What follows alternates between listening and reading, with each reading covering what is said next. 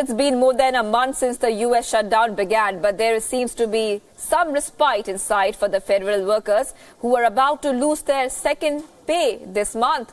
The US Senate has achieved a breakthrough in the negotiations to reopen the government. Now, this is the first time the parties have agreed to do anything since December 22nd. The senators will be voting on two bills on Thursday, which could bring an immediate end to the shutdown.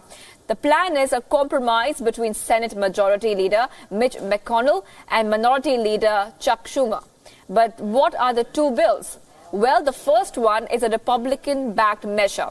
This has been designed around Trump's demand for a $5.7 billion to build a southern border wall. Now, this highlights a trade-off of border wall funding for temporary protection for some immigrants. The bill also adds $12.7 billion in supplement funding for regions hit by hurricanes. Now, the Republican package would reopen the shuttered parts of the government and boost summer spending. However, it is expected to face opposition from the Democrats. And now the second bill. The second one is a Democrat-backed measure. It would extend funding for shuttered agencies through February 8th without a wall. This is likely to face opposition from the U.S. president. Now, U.S. House Speaker Nancy Pelosi issued a statement on the voting of the legislation to reopen the government. The statement said, and I quote, "The Senate Republicans need to reopen government, not continue their complicity in the Trump shutdown with a vote for the president's unacceptable border and immigration schemes that only increase the chaos and suffering at the border," end quote. The Republicans hold a 53 to 47 majority in the chamber, but need Democrats to reach the usual 60-vote threshold for bills to advance.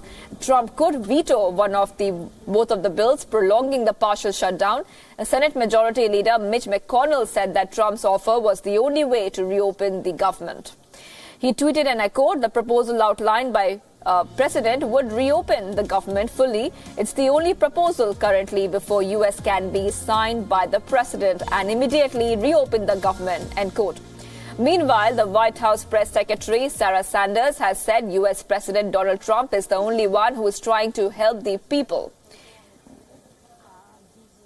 The president's the only one in this process that's actually trying to help people that Democrats claim they care about. They claim they care about the federal workers. They claim they care about the DACA kids. They claim that they care about human trafficking and the opioid crisis. The president's proposal deals with all of those things. It opens the government. It helps stop the national security and humanitarian crisis at the border. And Democrats, the real question is, why are they not supporting that?